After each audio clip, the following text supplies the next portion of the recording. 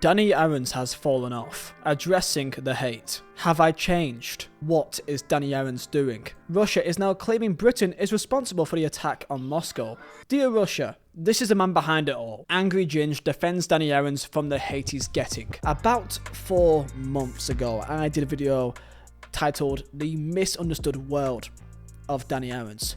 This was a video which I was quite happy of, in which I documented not only the rise, but the growth of Danny Aaron, documenting and highlighting the pillar stones of what made Danny Aaron stand out in comparison to any other content creator, not only in the FIFA scene, but in the YouTube UK scene in general. This was put out directly after Foot Asylum Locked in which Danny Aaron's was at that stage a peak of his YouTube popularity. I saw this as a pivotal point in his career. What we are seeing now is something that is not rare. Since that video, I did expect there to be some friction when it comes to the transition of Danny Aaron's coming from a typical FIFA YouTuber, streamer, becoming much more of a typical UK brand. How that is going to be a problem with him trying to transition from his previous audience of a young, passionate, but sometimes immature FIFA audience, and to diversify to becoming a much more PR friendly YouTube brand. That will become a problem at some stage, and I did expect this to happen, but not this soon. Tell me down below your thoughts on Danny Aaron's. Make sure to smash a like, subscribe, all the good stuff, and also Vizeh Designs, link down below top of the description too. Danny Aaron's has become a target that we've seen with other content creators such as Fogden, and I believe he's now entering into that world now. I saw a tweet the other day with 15,000 likes with Danny Aaron's being compared to a certain German man with a mustache. 15,000 likes, by the way. I went into this on a video about Fogden over a year ago titled that I believe Fogden is the most hated football content creator, and Danny Aaron's is entering the Fogden territory of becoming a bit of a punching bag for easy interactions online. This is sadly something that happens when you enter into the general scope of opinion. He went from just a FIFA content creator to now becoming a UK YouTuber brand. I mean, I think he's been boxing for maybe a month or so. I don't know why he's doing punditry on Sky Sports boxing, but hey, Sky Sports need to appeal to a younger audience, I guess. However, just because you're becoming much more of a brand doesn't mean that you will instantly get hate. Angry Ginge is someone that is kind of always paired with Danny Aaron's. I mean, just type up Danny Aaron's and Angry Ginge on YouTube, and you'll find countless brands of countless videos with these two content creators in them. The Sidemen, Pro Direct Soccer, Goals, on pretty much every Sidemen channel. Philly, Kick, Foot Asylum, Sky Sports Premier League, Sky Sports Boxing, wherever they could possibly be, they're there. All of this sudden rise is part of the reason why they've become much more of a target. However, Angry Ginge doesn't seem to get anywhere near as much. Part of the reason is because Angry Ginge still feels like he's become one with his community. In terms of his main channel, the last time Danny Aaron's did a video about playing FIFA and just playing FIFA was almost 3 months ago, on the 2nd of January 2024.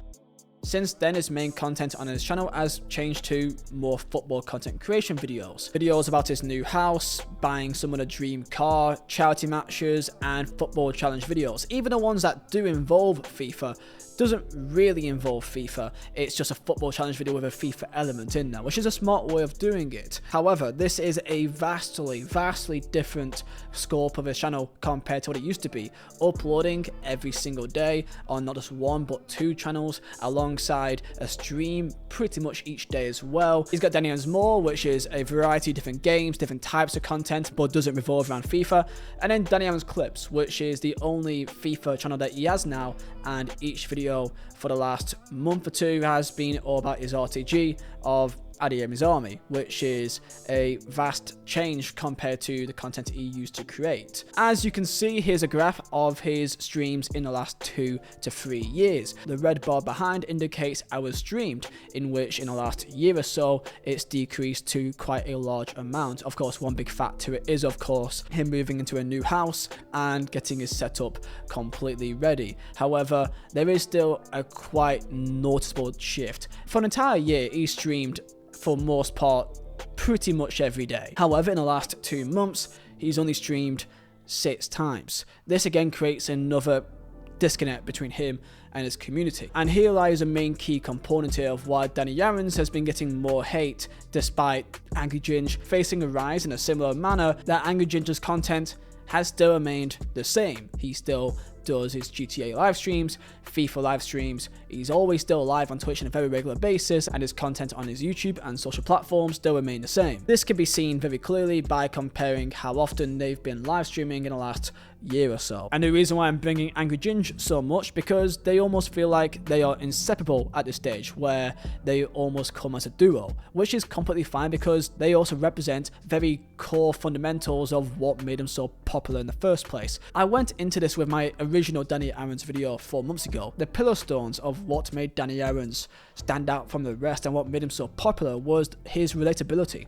He was incredibly relatable for many people, and he was seen as one of them. He was a young kid. He was naturally funny in many ways, maybe not to others if you're a bit older, but particularly to a younger audience, absolutely. Mannerisms and his way of being was very relatable to a lot of younger people at that time period. The typical gamer that stays inside for many hours playing games, and he felt relatable to a lot of people. This has become a problem with his audience recently, because he's now no longer playing FIFA, he's now with much more popular YouTubers, he's wearing nicer clothes, he's showing a bit more of an ego now because he has more confidence in himself, he's got a girlfriend now.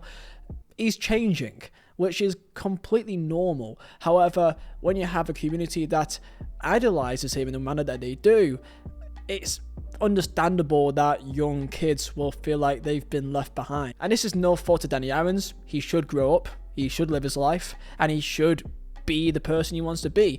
So much attention has been put onto him having a tattoo saying this isn't Danny Yarons, I miss the old Danny Yarons, the one that doesn't get a tattoo. It's weird the amount of attention that a tattoo in his hand has got. Would I get a tattoo in my hand? No. But I don't think that makes him any less of the same person that he was a year ago. He's just got a tattoo. Clips of him about his boxing ability shows up on different channels, and people believe that it showcases ego and arrogance and that he's forgot the person that he was. However, you can go back to clips of him a year or two ago with that similar type of behavior.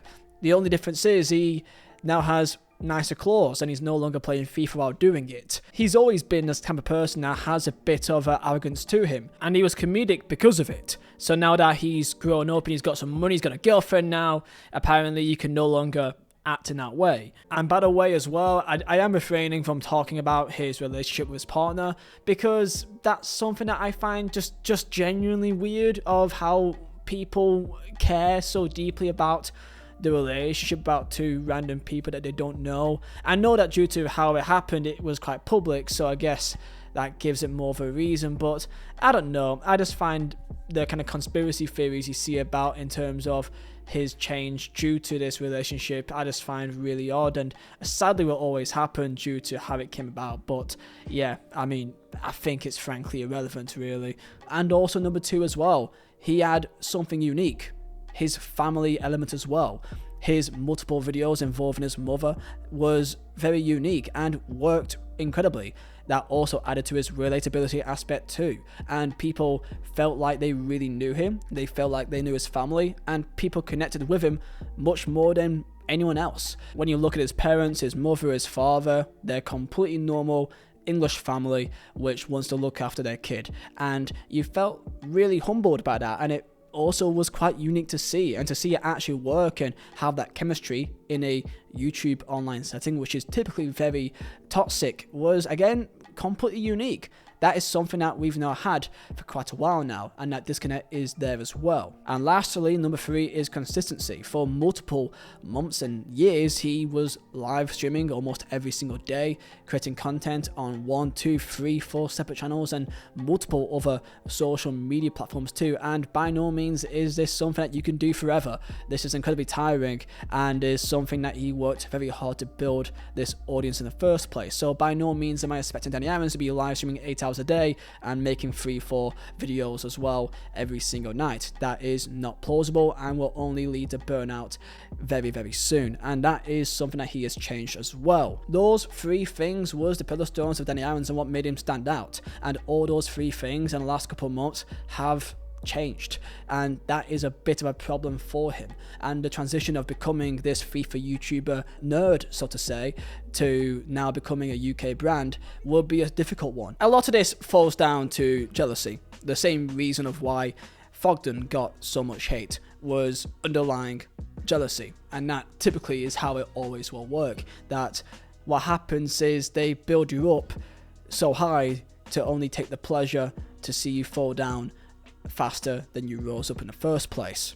This is not the first time this will happen, and it will not be the last. However, as I said before, I do understand why the disconnect is happening between his community and the new community that he's trying to form. This will cause some friction, and I hope for Danny Irons that he will continue onwards and will succeed on branching out into becoming a mainstay UK brand. So here's my final word on this. Danny Irons is a fantastic example of how a young kid that wasn't given some of the best cards in life at times and worked incredibly hard to get to where he is can change for the better.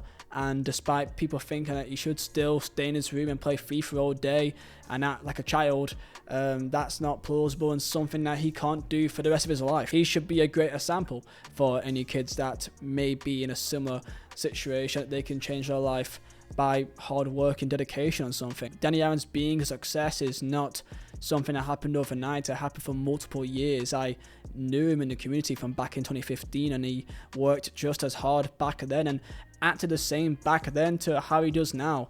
The only difference is now he has some money and he looks after himself, that people now think he's changed. But the only change is his current circumstance, and that is something that he worked very hard to get. And so should he enjoy the life that he now has. And in my personal opinion, despite me understanding why people may feel the disconnect, should understand that it'd be really weird if he still did the same thing forever, which would only degrade in views over time as it gets stale, but would be strange to see a 25, 30-year-old scream and throw himself around playing FIFA and opening packs. So, in my opinion, this is a much better route for him. Tell me your thoughts down below in the comments. I hope you guys do enjoy, and I'll see you next time. Peace.